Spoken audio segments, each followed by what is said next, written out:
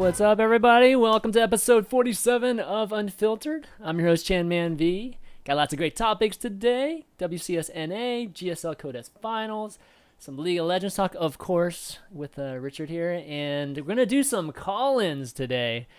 I don't think we've planned call-ins ever on the show. Have we, Steven? No? Have we ever planned it? I mean, there was the Robbie I know, but that wasn't planned. That was just kind of like an impromptu thing, right? I don't think we have, unless you've done it when I wasn't here. I don't think Okay. so. Well, we're going to plan on doing it. We're going to do sub-only call-ins at first, and we'll see how that goes. If the subs are shy and crap, we'll open it up to everybody, and we'll do that. So subs right now, they know what account to start adding on Skype. And when we open it up, I'll let you guys know which account to start, I guess, pinging and asking your questions. You know, it'll be filtered to some degree. Not filtered, but it'll be screened to some degree so that we get at least some kind of legitimate questions here and there. Hashtag filter. Exactly. Honestly, Chris, right? Don't pretend you've got any professional standards left.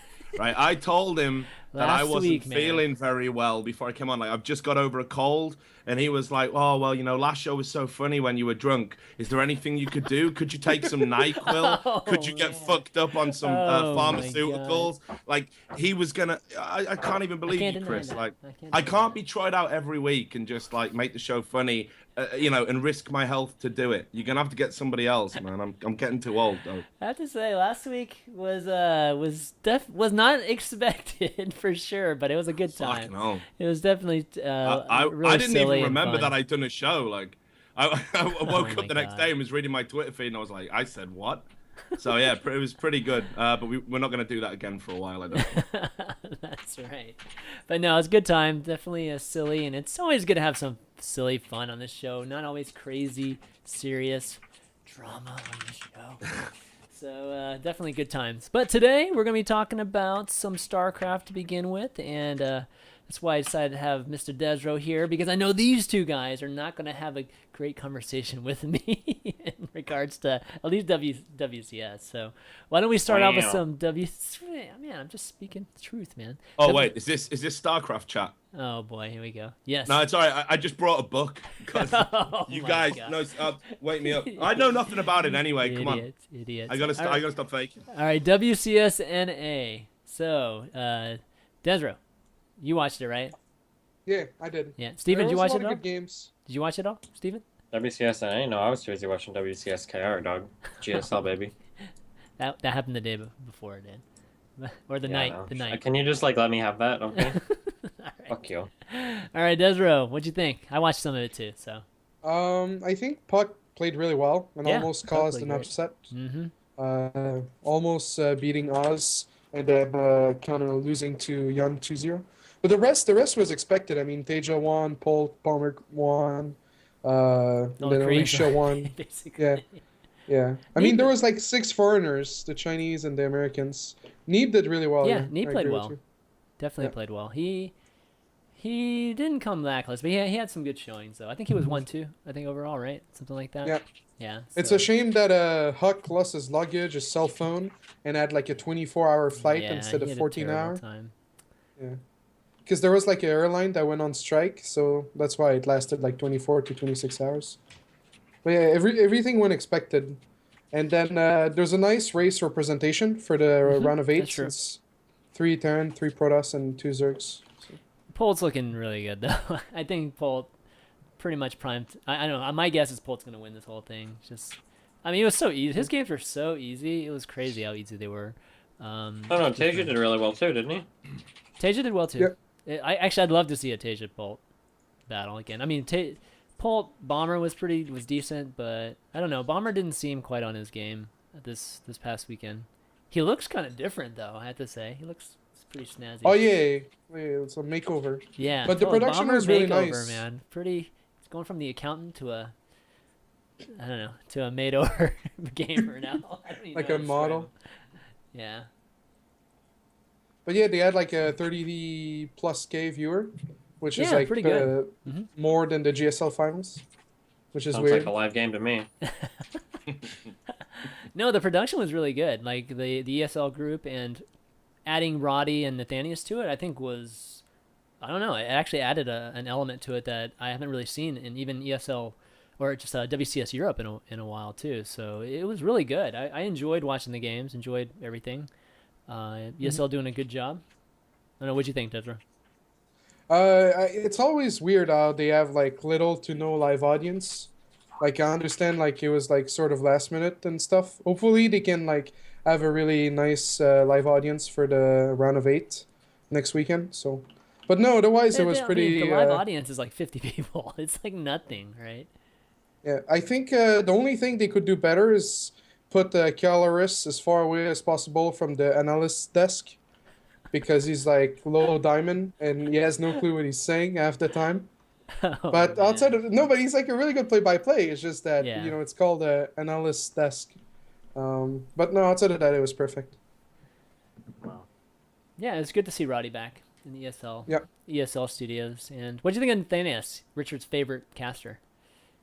Hey, I like his casting. Everyone knows that. I like his casting. I love his casting. And do you know what? Do you know what's really funny? I feel the constant jibes about his ego have kind of worked. I think he's taken it on board. He seems to be, becoming back to his old self again. He's got over the whole star fucker shit, which is great. It's so cool to see our beautiful community Nathanias back. So I'm gonna start giving him a pass now. I don't know about that. Wow. I beat him on ladder a while ago, and I remember somebody said on stream, "I can't believe I lost to Destiny." So. Yeah, but dude, I'd say something like that. Are you ranked 41 GM, dog? Whoa. Come on, Steven. Stop flogging the StarCraft thing, man. Calm your shit. All right. Come on, you're washed up, bro. Just deal with it. No, Whoa. I'm kidding. No, I'm kidding. It's a joke. It's a joke. We got a little too deep. Yeah, I know. My Listen. sober jokes are worse than my drunk jokes. You haven't had enough drinks to cut that deep Yes. yet, Richard. Sorry, You're going dude. too hard. No, You're getting I uncomfortable.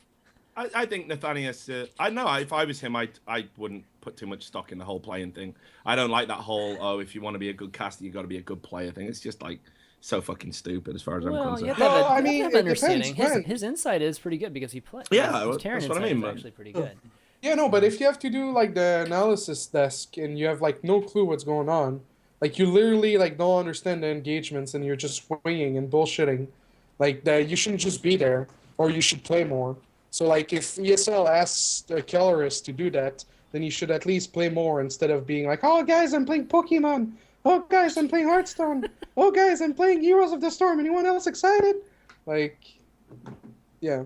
I know it's. I don't think you don't necessarily have to play, but it's like if you do play, you're almost guaranteed to learn something. But if you're not going to play at all, you've got to go out of your way to do the research and shit. It's Yeah, like but it's that's like what Kaldor.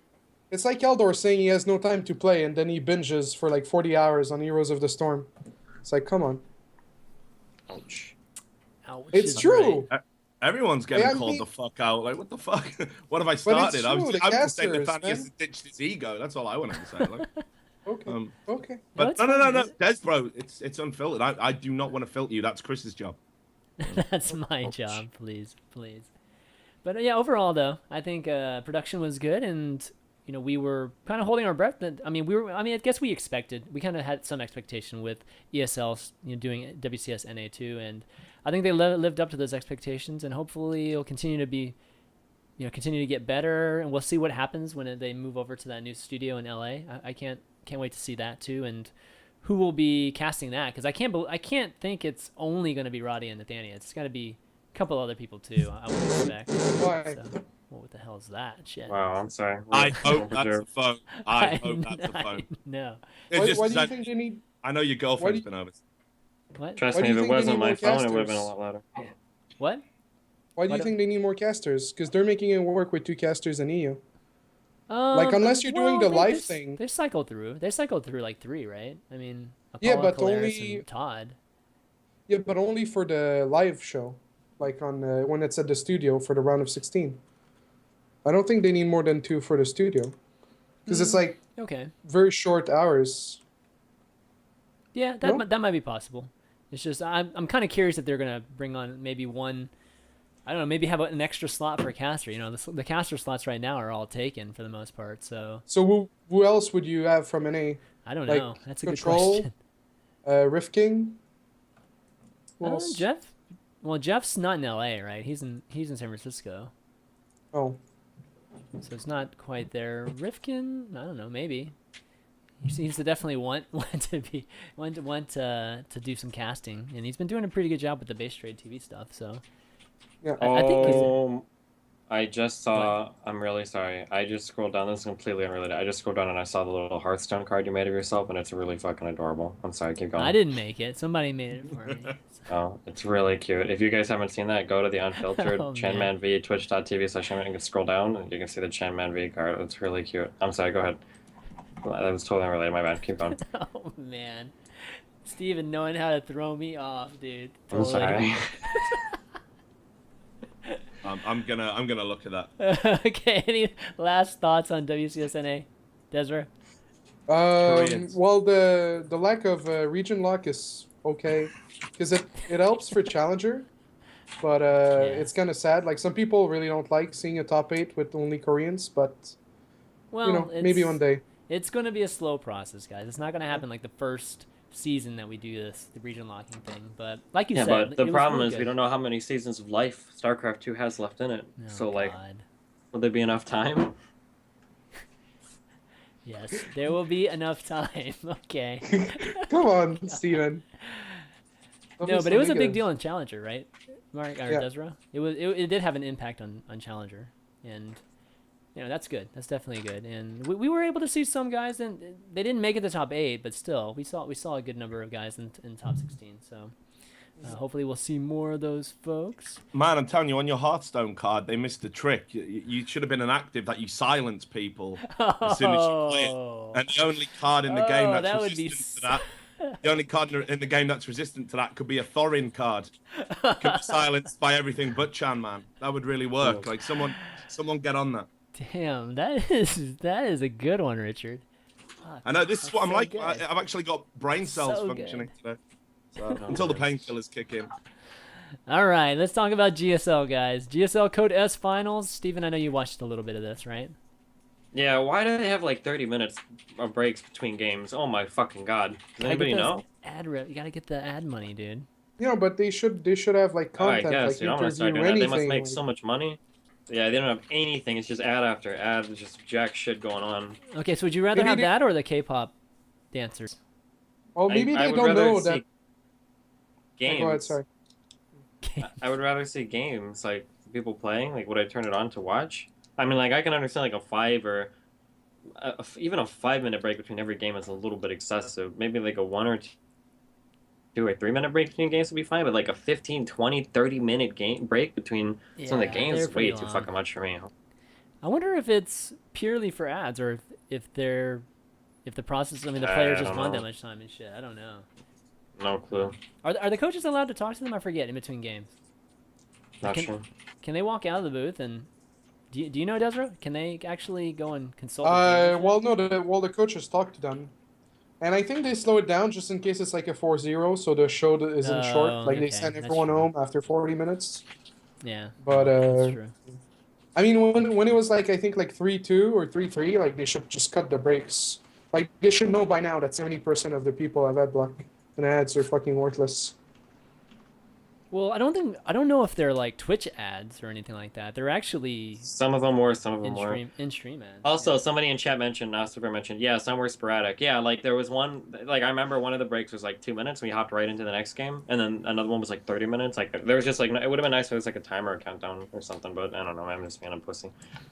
What'd you guys But they've think of been it? doing that all season though. It really sucks. Like the pace of this compared to the pace of Pro League, where they just have like the other player warm up and it starts almost right away.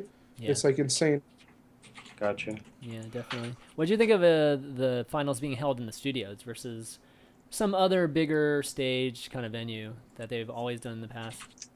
I think it's probably well- better. Or go ahead. They expected no one, but then it's SKT versus KT rivalry. So there's like a fuck ton of people standing. So they really expected no one, and then it backfired. So it sucks because when he won, there wasn't even confetti. I know, Like it was just I like know. he won. Let's lift him up. Okay, he won, and then they like had the interview. It's so boring. I think it's better to have under prepared than over prepared, because if they went to like a big stadium and they filled like 10% of the seats, it probably would have looked bad. But having the entire Gome studio like bustling with people, I thought looked a lot cooler, just from like my point of view, you know? Yeah, yeah. Yeah. There were definitely a lot of people there. They're making some noise for just being in that small studio too. Yeah, But... I think Artasis and Tasteless were saying that it was the biggest audience that they'd ever seen in the Gone studio before. So. Well, that's not saying much though. Yeah, I know. I mean, the typical. Yeah, I mean, you have to admit people. that, like, if they would have rented out like a stadium or some kind of convention center or some bullshit, and they would have filled like 15 seats out of like 5,000, it would have looked like really stupid, right? Like, yeah, sure. But I think it was I think it was NASL that had like the larger studio with like 15 people in it, and it always looked really fucking awkward, like season 2 or something. Yeah, I know when they did the walk down the carpets. Yeah, the red carpet thing, and then they had the spotlight and all that stuff. Yeah. That was pretty strange. They had like 10 to 15 people in the audience, and half of them were like production people. So like every time the camera like rolled, like they would all have to get up and run and go back to like their stations and do everything, and then they would have to sit back down. It was quite that bad. I mean, but it was definitely camera tricks. That bad, definitely camera tricks to make it look fuller than it was. So you've skirted over the Protoss issue again. No, we're gonna talk about the game. So let's talk about the games. So I want to just rustle some fucking jimmies, like with just saying the one word Protoss. That's it. Fuck you, Richard. If you really want to wrestle Desro's Jimmy's and talk about how awesome Starbow is. It's a better game than StarCraft. Fuck you. What? Yeah. You're gonna actually say that. You're usually such a Starbow hater, man. What? No, but they have like 200 viewers like every Saturday for their tournament. It's a dead game. I won. It's a dead game. We won. The people that didn't like Starbow, but it's okay.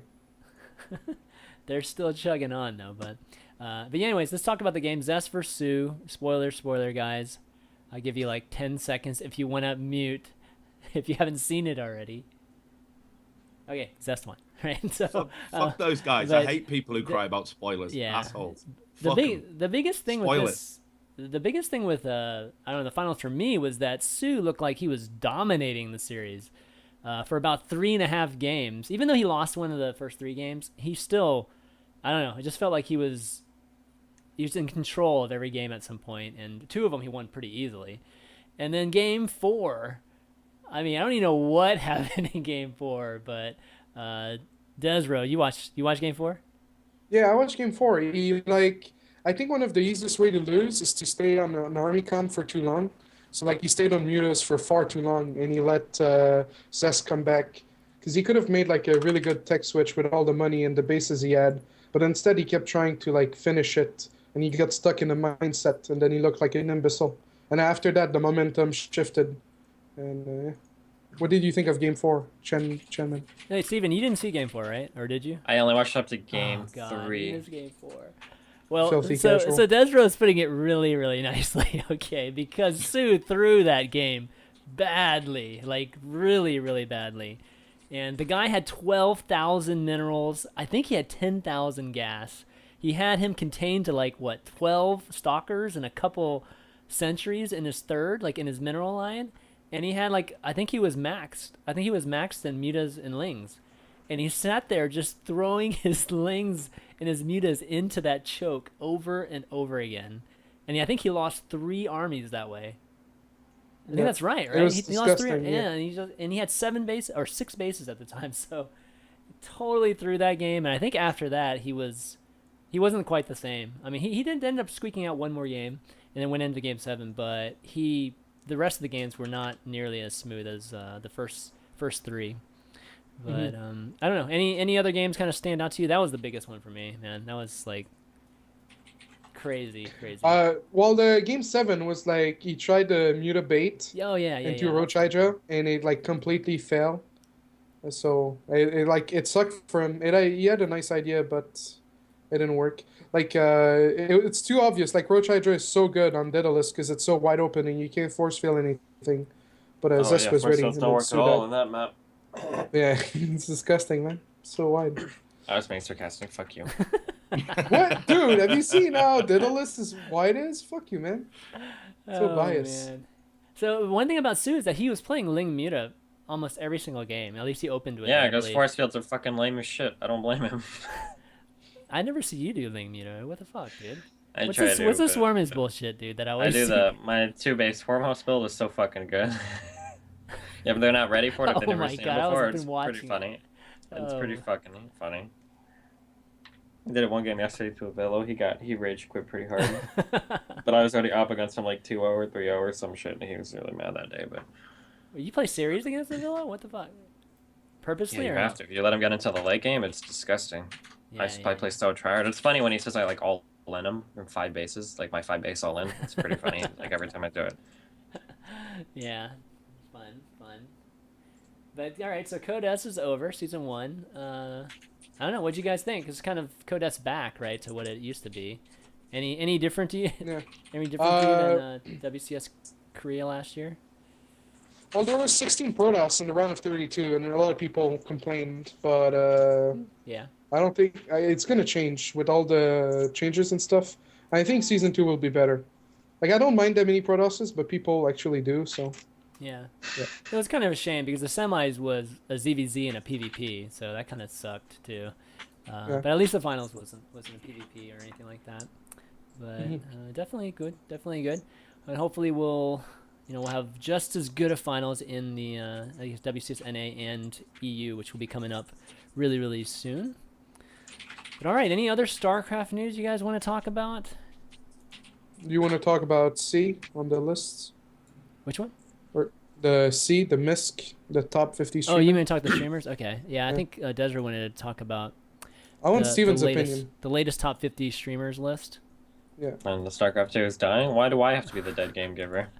I mean, I don't know. It's should've interesting. TDM. It's weird, man. There's like But, nobody like- streaming StarCraft 2 anymore. I don't know why.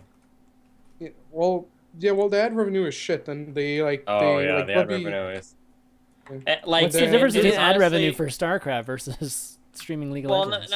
I mean, like, and I don't want to, like, I love Twitch and whatnot, but, like, I feel like at some point there maybe needs to be a discussion about the ad revenue or something. Like, it's so bad compared to what it was. Like, but maybe like, I it's kind ad of block. understand maybe it's ad block has cut ad revenue by to 25% Because of what every it time used to be. you talk about ad block, then people like you're doing People get marketing it. for it. Yeah. I mean, Center your let's cam. poll Steven. ChanMan's audience. I'm gonna ask right now. Center your cam. How Steven. many of you? What? What's wrong with it? Your cam's like, And like well, you're fine now. not only that, but like besides you and like Maximus Black, like no one is like Oh, Maximus, one has where's worked- Maximus? no Maximus is no doing one has League worked now. on subscriptions and donations. So like all the other streamers are like, well, the ad revenue is shit, and I don't know how to get subscriptions or How to monetize it? Yeah. donations. Yeah. So they're like, well, fuck that, I'm not gonna stream. Yeah, subscribers Because no one is definitely consistent. are a pretty big source Yeah, of revenue now. For The ad block streamers. numbers might have gone up recently. So No, right now listen, it's looking like I've talked to a lot of industry people about this because I've been researching an article about the sort of second wave of streaming companies that are coming in.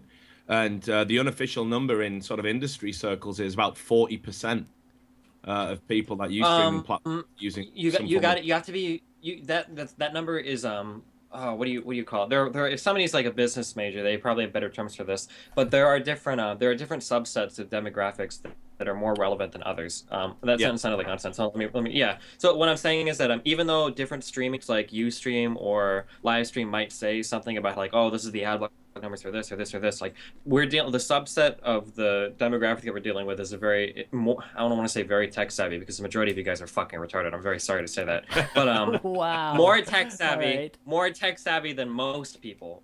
Our consumer base is more tech savvy than most people, meaning the likeliness for ad blocking for our shit is going to be higher than the likeliness of like a Jenna Marbles YouTube live stream or a Ray William Johnson or a Justin Bieber live stream getting ad blocked. You know what I mean? Like, I'm looking at just, like, the random shit in ChanMan's chat, it looks like about 70% of people ad block. It wouldn't surprise me if that was pretty consistent throughout all of people that watch StarCraft 2 streams. So the ad block numbers have rose a bit. They used to be guessed between 40 to 60% about a year or two ago, but it looks like 70% is what I'm getting from ChanMan's chat. So it looks like Twitch has some kind of checkbox or some kind of setting. If you go to your own stream set or your channel setting that does alert people if they have ad block on or encourage them to turn it off. Have you tried that yet? I didn't even know I that tried existed. checking that box, guys. I don't know if anybody in the chat can actually confirm that actually anything happens whenever you have ad block on and you come to my channel, but they have some kind of checkbox that's supposed to like notify folks that, hey, you have that, kind of remind them that, hey, maybe you should turn it off if you want to support this channel, sort of thing. Yeah, I mean, I think that's a good idea, but I mean, the fundamental problem, like I get hated.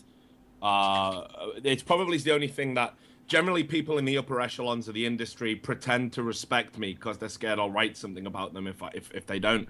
So generally we always get along when we meet. But the one thing they don't like about me is I'm actually an advocate of ad block.